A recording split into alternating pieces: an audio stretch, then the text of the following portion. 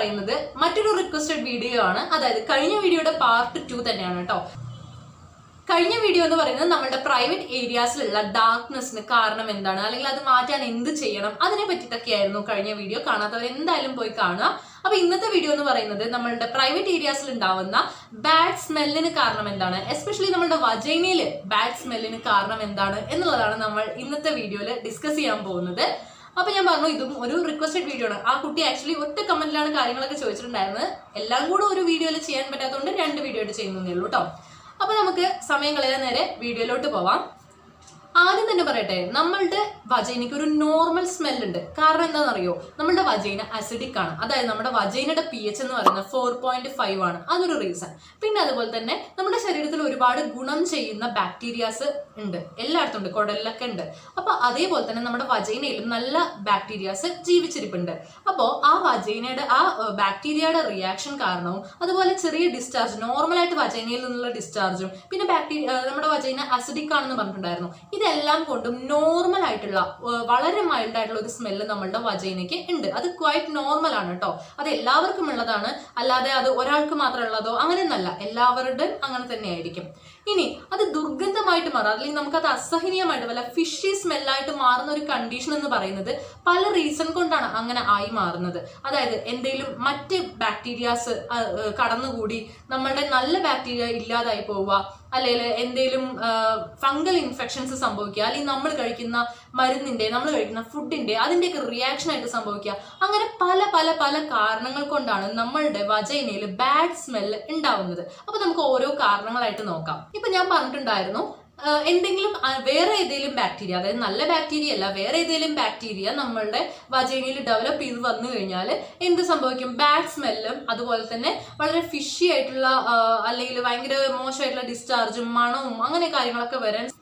അപ്പൊ ഞാൻ പറഞ്ഞിട്ടുണ്ടായിരുന്നു, എന്തെങ്കിലും ബാക്ടീരിയാസ് നമ്മളുടെ വജൈനയിൽ ഡെവലപ്പ് ആവുന്നുണ്ടെന്നുണ്ടെങ്കിൽ നമ്മൾക്ക് ബാഡ് സ്മെല്ലും അതുപോലെ തന്നെ വേറെ കളറിലുള്ള ഡിസ്ചാർജുകളൊക്കെ രൂപപ്പെടാനുള്ള സാധ്യത ഉണ്ടെന്ന് പറഞ്ഞിട്ടുണ്ടായിരുന്നു. എങ്ങനെയാണ് മറ്റു ബാക്ടീരിയാസ് അവിടെ വരുന്നതെന്ന് അറിയാവോ? അതായത് നമ്മുടെ വജൈന ഓൾറെഡി അസിഡിക് ആണ്, ഒരു 4.5 ആണ് അതിന്റെ pH എന്ന് പറയുന്നത്. എന്തെങ്കിലുമൊക്കെ കാരണങ്ങൾ കൊണ്ട്, പല കാരണങ്ങളാവാട്ടോ, കാരണങ്ങൾ എന്തൊക്കെയാണെന്ന് ഞാൻ പറഞ്ഞുതരാം. അപ്പൊ എന്തെങ്കിലുമൊക്കെ കാരണങ്ങൾ കൊണ്ട് ആ pH കുറഞ്ഞ് വീണ്ടും അസിഡിക് ആയി കഴിഞ്ഞാൽ എന്ത് സംഭവിക്കും, നമ്മളുടെ നോർമൽ, അതായത് നമ്മളുടെ നല്ല ബാക്ടീരിയ ജീവിക്കുന്ന 4.5 എന്നുള്ള അസിഡിക്കിലാണല്ലോ, അതും ആ pH-ലാണ് അത് ജീവിക്കുന്നത്. ആ pH മാറുന്നതോടുകൂടെ ആ pH നിന്ന് പിന്നെയും കുറഞ്ഞ് കുറച്ചുകൂടെ അസിഡിക് ആയി കഴിഞ്ഞാൽ അവിടെയുള്ള നോർമൽ ബാക്ടീരിയാസിന് സർവൈവ് ചെയ്യാൻ പറ്റാതെയാവും. പ്ലസ് കുറച്ചുകൂടി അസിഡിക് ആയിട്ടുള്ള കണ്ടീഷൻസിൽ ജീവിക്കുന്ന ബാക്ടീരിയാസ് ഡെവലപ്പ് ആവാൻ തുടങ്ങും. അങ്ങനെ എന്ത് സംഭവിക്കും, ബാക്ടീരിയൽ ഇൻഫെക്ഷൻ ഉണ്ടാവുന്നു, അവിടെ ഫിഷി ആയിട്ടുള്ള സ്മെൽ ഉണ്ടാകുന്നു. അതുപോലെ വേറെ, അതായത് നോർമൽ വൈറ്റ് ഡിസ്ചാർജ് ആയിരിക്കില്ല, വേറൊരു കളറിലുള്ള ഡിസ്ചാർജ് ആയിരിക്കും വരുന്നുണ്ടായിരിക്കുക. അങ്ങനെയാണ് ബാക്ടീരിയൽ ഇൻഫെക്ഷൻ നമ്മുടെ വജൈനയിൽ ഉണ്ടാവുന്നത്. ഇപ്പോൾ ഒരു ഫിഷി ആയിട്ടുള്ള സ്മെല്ലും ഒരു വേറൊരു കളറിലുള്ള ഒരു ഡിസ്ചാർജ് ഒക്കെ ആണെന്നുണ്ടെങ്കിൽ അവിടെ സംഭവിക്കുന്നത് ബാക്ടീരിയൽ ഇൻഫെക്ഷൻ ആണ് എന്ന് നമ്മൾ ഒന്ന് അനുമാനിക്കാം. ഫംഗൽ ഇൻഫെക്ഷൻ ഉണ്ടായിട്ടുണ്ടെന്നുണ്ടെങ്കിൽ ഒരുതരം പുളിച്ച മണമായിരിക്കും ഉണ്ടായിരിക്കുക. അതായത് നമ്മുടെ ഈ അരിമാവൊക്കെ പുളിക്കുന്ന അങ്ങനെ ഒരു മണല്ലേ, ആ ഒരു മണമായിരിക്കും നമുക്ക് ഫീൽ ചെയ്യുക.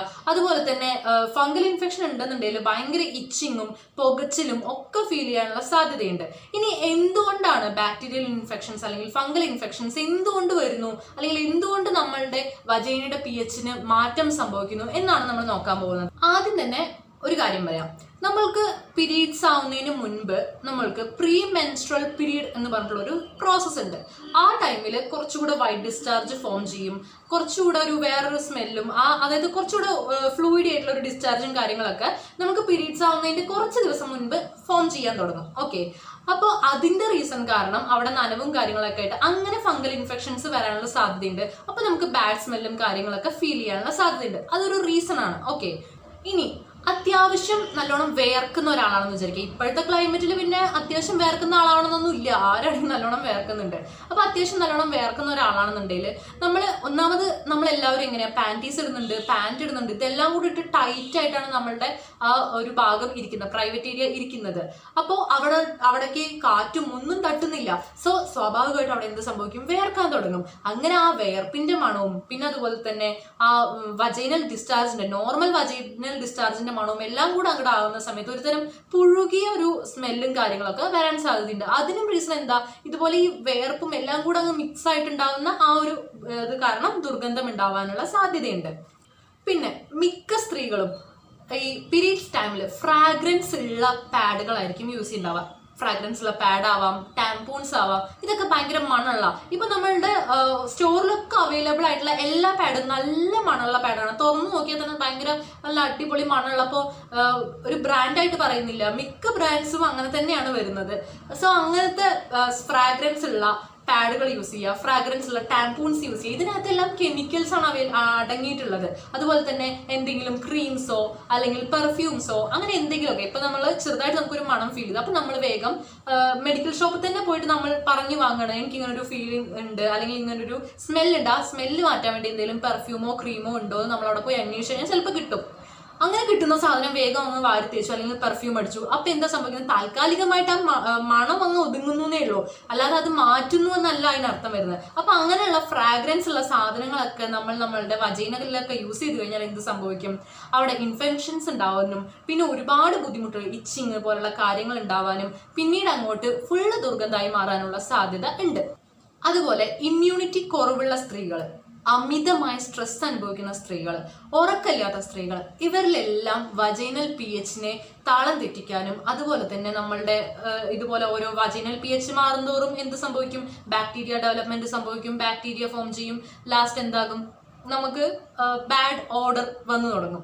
അപ്പൊ അങ്ങനെ ഉറക്കമില്ലാത്ത ആൾക്കാർക്കും അമിതമായ സ്ട്രെസ് അനുഭവിക്കുന്ന ആൾക്കാർക്കും ഇമ്മ്യൂണിറ്റി വളരെ കുറവുള്ള ആൾക്കാർക്കും ഒക്കെ ബാഡ് സ്മെല്ല് ഉണ്ടാവാൻ അല്ലെങ്കിൽ ഇൻഫെക്ഷൻ ഉണ്ടാവാനുള്ള ചാൻസസ് വളരെ കൂടുതലാണ്.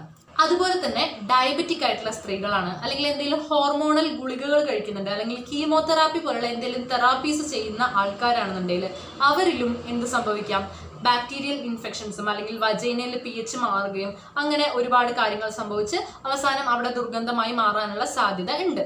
പിന്നെ ചിലർക്ക് ഈ തൊടകൾ പരസ്പരം ഉരഞ്ഞിട്ട് പൊട്ടാൻ സാധ്യതയുണ്ട്. അല്ലെങ്കിൽ നമ്മൾ പാഡ് വെക്കുന്ന സമയത്ത് പാഡിന്റെ വിങ്സിൽ ഒരു ഭയങ്കര ഫ്രിസി ആയിട്ടുള്ള ഭാഗം ഉണ്ടല്ലോ, ആ ഭാഗമൊക്കെ ഉരഞ്ഞിട്ട് നമ്മുടെ തൊടകൾ പരസ്പരം കൂട്ടിമുട്ടിയിട്ടും അങ്ങനെയൊക്കെ ആയിട്ട് പൊട്ടിപ്പോവാനുള്ള, അവിടെയൊക്കെ പൊട്ടും. അപ്പൊ നമുക്ക് നടക്കുമ്പോഴൊക്കെ ഭയങ്കര വേദനയും കാര്യങ്ങളൊക്കെ ആയിരിക്കും.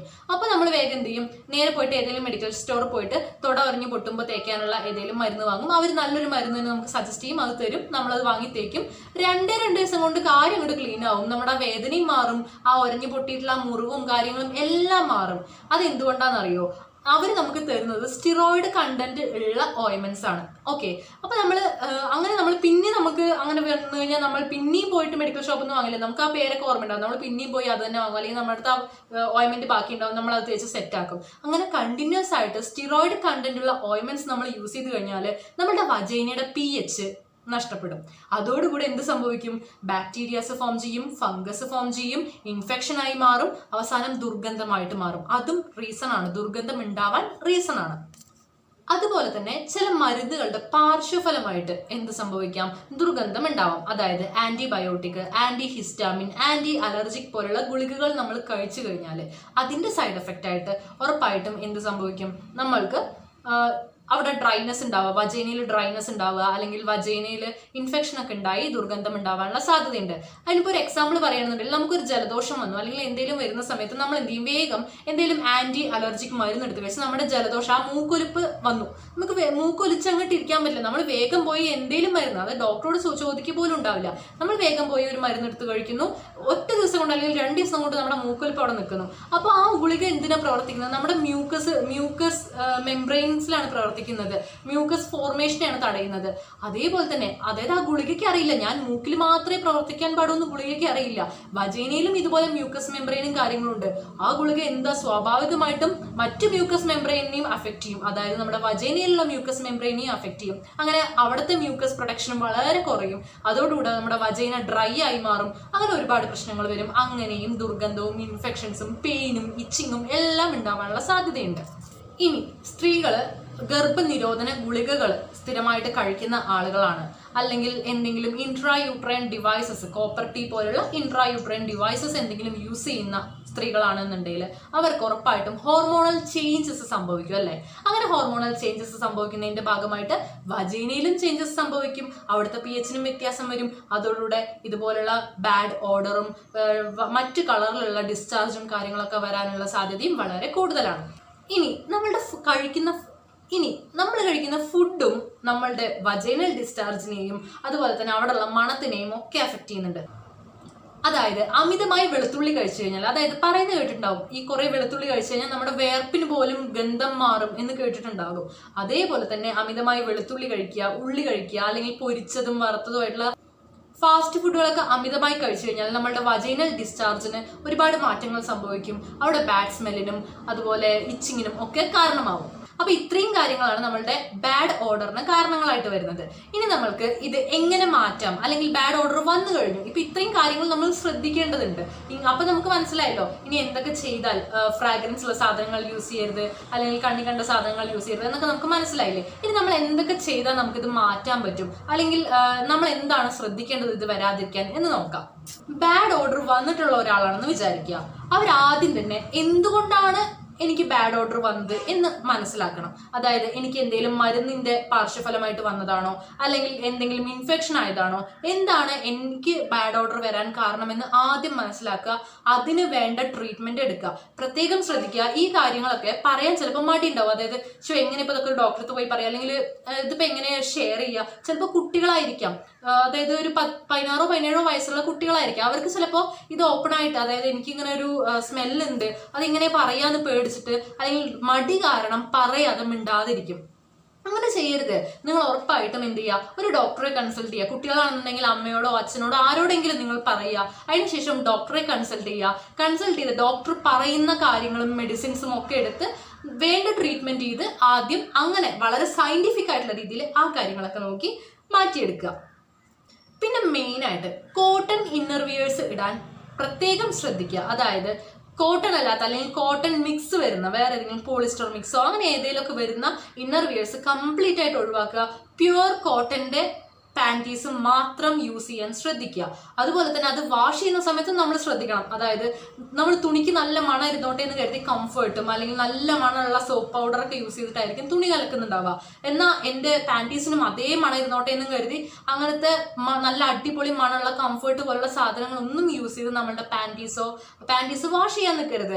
ഉറപ്പായിട്ടും വളരെ മൈൽഡ് ആയിട്ടുള്ള ഒരു സോപ്പ് യൂസ് ചെയ്ത് വാഷ് ചെയ്യുക. വെയിലത്തിട്ട് തന്നെ ഉണക്കുക. അതും നല്ല വൃത്തിയായിട്ട്, സോപ്പൊക്കെ കംപ്ലീറ്റ് ആയിട്ട് അതിനകത്ത് നിന്ന് പോയി എന്ന് ഉറപ്പ് വരുത്തുന്ന രീതിയിൽ നന്നായി വാഷ് ചെയ്തതിന് ശേഷം വെയിലത്തിട്ട് ഉണക്കാൻ പ്രത്യേകം ശ്രദ്ധിക്കുക.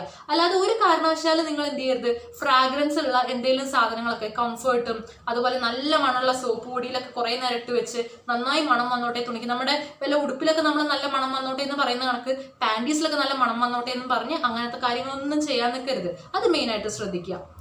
അതേപോലെ തന്നെ നേരത്തെ പറഞ്ഞതുപോലെ ഫ്രാഗ്രൻസ് ഉള്ള പാഡുകളായിക്കോട്ടെ, ടാംപൂൺസ് ആയിക്കോട്ടെ, ഇതെല്ലാം പരമാവധി ഒഴിവാക്കാൻ ശ്രമിക്കുക. കാരണം ഈ മണം എന്ന് പറയുന്നത് അവരൊരിക്കലും നാച്ചുറൽ ആയിട്ടല്ല, എന്തെങ്കിലും ഒരു കെമിക്കൽ യൂസ് ചെയ്തിട്ടാണല്ലോ അവർ ആ മണം കൊടുക്കുന്നത്.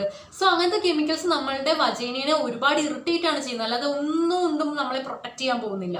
സോ ദയവ് ചെയ്ത് അങ്ങനത്തെ സാധനങ്ങളൊക്കെ ഉപയോഗിക്കുന്നത്, അതായത് ഫ്രാഗ്രൻസ് ഉള്ള സാധനങ്ങൾ, അല്ലെങ്കിൽ നമുക്ക് ചെറുതായിട്ട് മണം തോന്നി അങ്ങനെയാണെങ്കിൽ ഒരു കാര്യം ചെയ്ത് നമ്മൾ ബോഡിയിൽ അടിക്കുന്ന സ്പ്രേയോ അല്ലെങ്കിൽ ബോഡി ലോഷൻസോ എന്തെങ്കിലുമൊക്കെ നല്ല മണം ഉണ്ടല്ലോ എന്ന് കരുതി അതൊന്നും എടുത്ത് അവിടെ തേക്കാൻ നിൽക്കരുത്. തേച്ച് കഴിഞ്ഞാൽ അല്ലെങ്കിൽ അവിടെ സ്പ്രേ ഒക്കെ അടിച്ചു കഴിഞ്ഞാൽ ഇറിറ്റേഷൻ അല്ല, അതിന്റെ മുകളിലേക്ക് എന്തെങ്കിലും ഉണ്ടാവാനുള്ള സാധ്യതയുള്ളൂ. പിന്നെ നമ്മളുടെ പ്യൂബിക് ഹെയർസ് റിമൂവ് ചെയ്യാൻ ശ്രദ്ധിക്കുക. അതായത് നല്ലോണം വേർക്കും ഓട്ടോമാറ്റിക് ആയിട്ട്, അതും വജൈനൽ ഡിസ്ചാർജിന്റെ സ്മെല്ലും. അപ്പൊ ഈ പ്യൂബിക് ഹെയർ ഒക്കെ ഉണ്ടെന്നുണ്ടെങ്കിൽ ഒരുപാട് വേർപ്പും കാര്യങ്ങളായിട്ട് സ്മെല്ല് കൂടാനുള്ള സാധ്യതയുള്ളൂ. സോ നിങ്ങൾ പ്യൂബിക് ഹെയർ ഒക്കെ ഉണ്ടെന്നുണ്ടെങ്കിൽ അതൊക്കെ വെട്ടി വൃത്തിയാക്കി മെയിൻറ്റെയിൻ ചെയ്യാൻ വേണ്ടി ശ്രദ്ധിക്കുക. അതുപോലെ ടോയ്ലറ്റ് പോയതിനു ശേഷം അല്ലെങ്കിൽ യൂറിൻ പാസ് ചെയ്തതിന് ശേഷം വജൈന നല്ല വൃത്തിയായി കഴുകി ക്ലീൻ ചെയ്തതിന് ശേഷം ഡ്രൈ ആക്കി വെക്കുക. അല്ലാതെ നനഞ്ഞ പാടെ പാൻറ്റീസ് വലിച്ചു കയറ്റി ഇടാനതിന് പകരം ഡ്രൈ ആക്കിയതിന് ശേഷം മാത്രം പാൻറ്റീസ് ഒക്കെ ഇടാൻ നോക്കുക. അതുപോലെ തന്നെ കുളിക്കുന്ന സമയത്ത് നല്ലോണം വൃത്തിയായിക്കോട്ടെ എൻ്റെ വജൈന, അല്ലെങ്കിൽ ആ മണമൊക്കെ അങ്ങോട്ട് പോയിക്കോട്ടെ എന്ന് കരുതി ഒരു കാരണവശാലും ഷവർ ജെല്ലോ അല്ലെങ്കിൽ നമ്മൾ മേളിൽ തേക്കുന്ന സോപ്പ് ഒന്നും എടുത്ത് നല്ല വൃത്തിയായിട്ട് അങ്ങ് വജൈന ഉരച്ച് കഴുകാമെന്ന് വിചാരിക്കരുത്, ചെയ്യരുത്.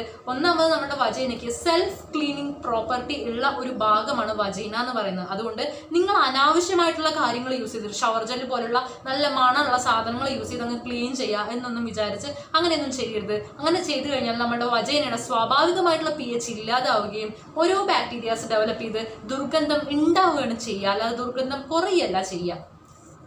ഇനി നിങ്ങൾക്ക് ചെറിയ രീതിയിലൊരു ബാഡ് സ്മെൽ ഉണ്ട്, അത് മാറ്റണം എന്നുണ്ടെങ്കിൽ ഞാൻ പറയാം, വലിയ രീതിയിലുള്ള ബാഡ് സ്മെല്ലാണ് അല്ലെങ്കിൽ വളരെ വേറെ രീതിയിലുള്ള വളരെ ഫിഷി ആയിട്ടുള്ള മണം അല്ലെങ്കിൽ മറ്റ് നിറത്തിലുള്ള ഡിസ്ചാർജുകളൊക്കെ ആണെന്നുണ്ടെങ്കിൽ ഒരിക്കലും ഹോം റെമഡീസോ അതൊന്നും ചെയ്യാൻ നിൽക്കണ്ട.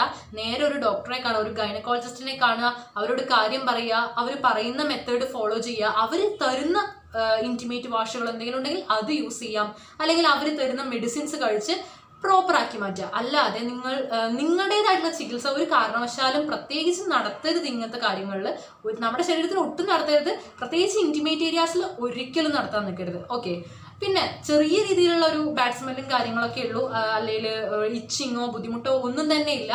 ഒരു ചെറിയൊരു മണം വ്യത്യാസം പോലെ തോന്നുന്നുണ്ട്, അത് മാറ്റിയെടുക്കണം എന്നുണ്ടെങ്കിൽ ഒരു നല്ലൊരു മെത്തേഡ് ഉണ്ട്. ഒരു 1/2 ഗ്ലാസ് മോരെടുക്കുക, അതിനകത്തോട്ട് ഒരു 2-2.5 ഗ്ലാസോ വെള്ളം കൂടെ ആഡ് ചെയ്തിട്ട് നല്ലോണം മിക്സ് ചെയ്തതിന് ശേഷം അത് യൂസ് ചെയ്ത് വജൈനയുടെ ഭാഗം, അതായത് അകത്തോട്ടേക്ക് കഴുകണം എന്നല്ല, പുറം ഭാഗത്തൊക്കെ നല്ല വൃത്തിയായിട്ട് കഴുകി ഡ്രൈ ആക്കി വെക്കുക. അതെന്തിനാന്ന് വെച്ചാൽ പറഞ്ഞല്ലോ, നല്ല ബാക്ടീരിയാസ് നമ്മളുടെ ഈ വജൈനയിലൊക്കെ ഉണ്ടെന്ന്. അപ്പോൾ അങ്ങനത്തെ നല്ല ബാക്ടീരിയാസിന് അവിടെ വീണ്ടും ഡെവലപ്പ് ചെയ്യാൻ ഈ മോരും കാര്യങ്ങളൊക്കെ സഹായിക്കും. അതിന് വേണ്ടിയിട്ടാണ് ഈ മോരൊക്കെ യൂസ് ചെയ്തിട്ട് കഴുകാൻ പറയുന്നത്. മോര് ഡയറക്റ്റ് ആയിട്ടല്ല, ഒരു 2-2.5 ഗ്ലാസ് വെള്ളത്തിൽ 1/2 ഗ്ലാസ് മോര് മിക്സ് ചെയ്തതിന് ശേഷം കഴുകാം. ഓക്കെ, ഏറ്റവും നല്ല മെത്തേഡ് എന്ന് പറയുന്നത് നിങ്ങൾ ഒരു ഡോക്ടറിനെ കൺസൾട്ട് ചെയ്യുന്നത് തന്നെയായിരിക്കും.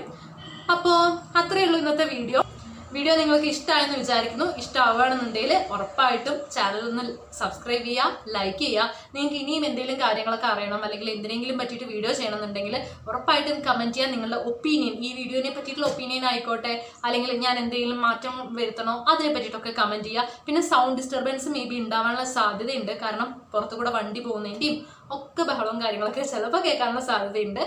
സോ അതെല്ലാം ക്ഷമിക്കുമെന്ന് വിചാരിക്കുന്നു. അപ്പോൾ എന്തായാലും നമുക്ക് അടുത്തൊരു യൂസ്ഫുൾ വീഡിയോ ആയിട്ട് വരുന്നവരേക്കും ടാറ്റാ.